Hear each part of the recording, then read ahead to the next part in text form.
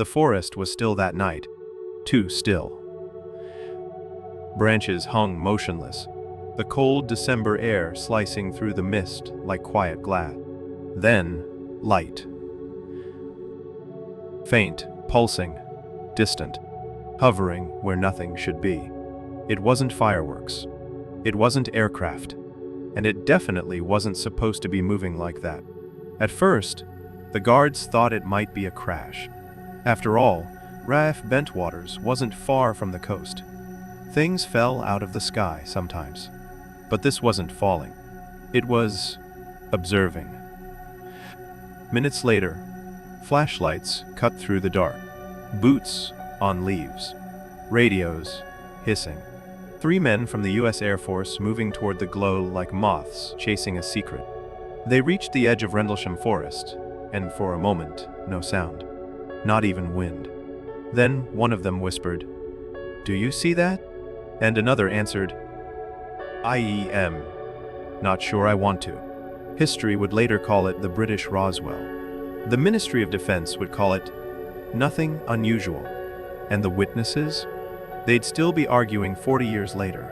Strange lights. Radiation traces. A memo from a lieutenant colonel who swore he saw something beyond explanation. But before we dive into all that, welcome to Obscura Files, where the ordinary ends and the unexplained begins. Tonight, we open the first case file, the Rendlesham Forest incident. And if you've ever wondered how disciplined military officers could end up chasing a UFO through an English forest, well, grab your flashlight. We're heading in. The first night was strange. The second was impossible. December 26th, 1980. The world was recovering from Christmas. But at RAF Woodbridge, an American base tucked quietly inside British soil, a few men were about to give Santa Claus a serious identity crisis. Just past midnight, the base radar caught something faint. No aircraft scheduled, no weather balloon, no meteor shower. Just something. And seconds later, a bright object streaked through the trees behind the east gate. Sergeant Jim Peniston and Airman John Burroughs were among the first to respond. Armed with nothing but flashlights and radios, they entered the forest, following what they thought was a crash site. What they found was no crash. A metallic object stood between the trees, resting on 3 legs, glowing with alternating red, blue, and white lights. Its surface was smooth, almost liquid-like, and symbols were etched along its side. Peniston later said he touched it. He described feeling a sudden jolt, like static running through his arm, followed by a flash of numbers in his mind. Coordinates, maybe, or a phone number he really didn't want to dial. They returned shaken, speechless, trying to make sense of what they saw. By morning, the object was gone, but the ground was scorched, and tree branches nearby were burned at precise angles. Radiation levels spiked higher than background readings. The official report? Nothing significant to investigate. Because apparently, glowing metallic craft that defy physics happen all the time in rural Suffolk. 2 nights later, it happened again. This time, Deputy Base Commander Lieutenant Colonel Charles Halt led the investigation himself. He brought along a tape recorder, a radiation meter, and just enough skepticism to pretend everything was fine. On that tape, which still exists, you can hear the men describing lights moving through the forest. Red, then blue. Then a beam descending from above, like a laser coming down to the ground. Now we're observing what appears to be a beam coming down from the sky. They followed it, recorded radiation spikes again, and watched as something moved between the trees, splitting into multiple lights before shooting into the sky. The next morning, Halt wrote a memo to the Ministry of Defense. The title? Unexplained Lights. A masterpiece of understatement. He detailed the event, included coordinates, and noted physical traces, radiation, soil compression, and damage to nearby trees.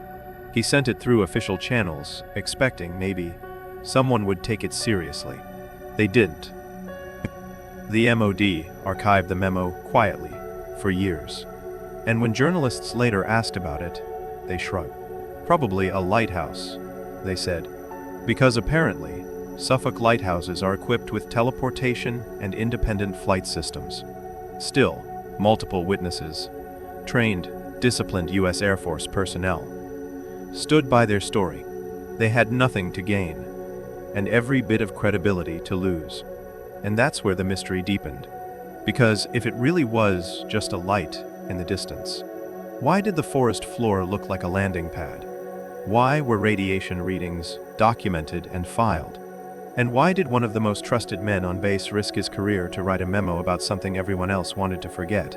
Sometimes, what we call denial is just the government's polite way of saying, please stop asking. For every mystery that shakes the world, there are always two stories. The one that happened, and the one someone wishes had happened. Rendlesham is no exception. On one side, you have trained military witnesses describing metallic craft, beams of light, and radiation.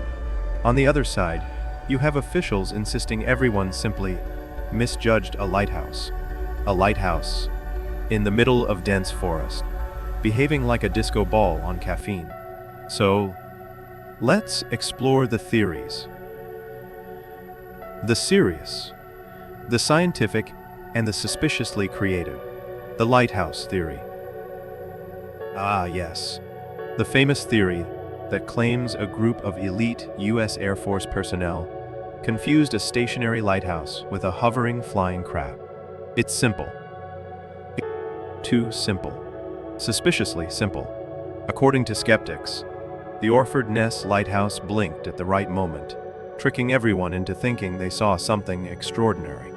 Except, the sightings included movement through trees in a color changes, J-beams shooting downward, AA, and an object on 3 metallic legs.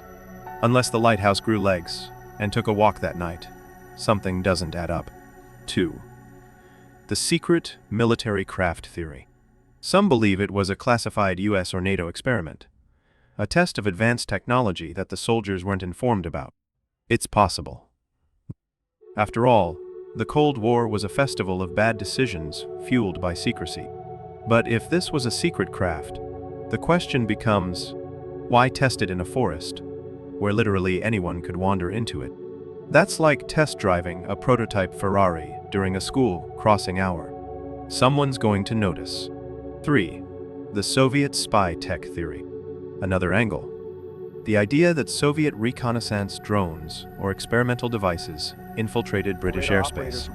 Strange lights, unknown signatures, odd radiation. It would have been the ultimate Cold War flex. But if the Soviets truly had a craft that could hover silently and disappear on command, why spend decades pretending they did? They could have at least bragged a little. 4. The astronomical misidentification theory. This one claims the witnesses saw bright stars, meteors, or atmospheric effects, which is fascinating because apparently stars now land on forest floors and leave tripod marks. A truly remarkable upgrade to astronomy. 5. The everyone was tired theory. A classic. It argues the witnesses were sleep-deprived, stressed, or mild by adrenaline. Yes, because nothing calms a group of armed airmen like seeing a glowing metallic craft. Very relaxing. Totally conducive to hallucinations. 6. The extraterrestrial hypothesis. Not the wildest theory here, ironically. Multiple, consistent testimonies. Physical trace evidence. Recorded audio. A memo sent through official channels. When you stack those parts together, the simplest answer starts looking less like a lighthouse and more like a visitor. Maybe not from another star, but definitely not from another branch of local wildlife. 7. The cover-up theory. This one has a loyal fan club. It argues that the Ministry of Defense didn't dismiss the incident. They buried it. Years later, Halt would say on record, It's obvious. The incident was covered up. Classified memos. Lost files. Mutating explanations. A level of denial so creative it could win an award. Sometimes, the silence around a story tells you more than the story itself. 8. The human factor. And finally, the theory skeptics forget to mention. These were not random hikers or overexcited teenagers. These were trained observers. Security personnel. Officers. Men trusted with nuclear responsibilities. If they couldn't tell the difference between a light bulb and an object with landing gear, then we really need to have a serious conversation about who guards the nukes. By the end of the investigations, the incident had become a tug-of-war between witnesses with nothing to gain and institutions with everything to lose. And somewhere between the denials, misdirections, and theories, the truth sat quietly in the middle, waiting for someone to stop arguing and start listening. We'll do that in part 4. And, by the way, you might want to keep an eye on the sky for the next episode. We're heading into territory that even the skeptics don't like to discuss. But that's a surprise for later. The official story versus what actually happened. The official explanation was simple, almost a little too simple. The light was a star. The landing marks were rabbit holes. The radiation readings were normal background variations. And the object that tore through the trees like a silent metal torch, well, that must have been a lighthouse. A lighthouse, shining through dense forest, changing color, splitting into multiple lights, dodging trained military personnel, while politely avoiding all lighthousing duties. Even the officers had trouble saying it with a straight face. Colonel Halt's tape. The infamous recording from that night never once features him shouting, "Stand down, men," is just a lighthouse practicing evasive maneuvers. Section 2. Declassified Files and the London Instruction. When the case went public, curious researchers filed for the notes, logs, memos, and cables. The documents eventually surfaced, heavily edited, lightly sanitized, and suspiciously incomplete. Pages missing, lines blacked out, entire exchanges summarized in one word, unresolved. Then came something odd. A message referencing a London instruction, telling everyone involved to avoid further comment. Not a denial, not an explanation, just a polite, British style, "Please pretend nothing happened and carry on." The military complied. Mostly. Except for the ones who kept talking anyway. Because if you saw a glowing metallic object bounce through a forest like it owned the place, you'd probably talk too. Section 3. 40 years later, the stories don't match any less. Decades passed, but the incident didn't fade. Witnesses retold their experiences with remarkable consistency. Radar operators confirmed anomalies. Local police insisted nothing in the forest explained the landing marks. Even forestry workers, decades later, admitted that some of the tree damage didn't look like storm damage or wildlife.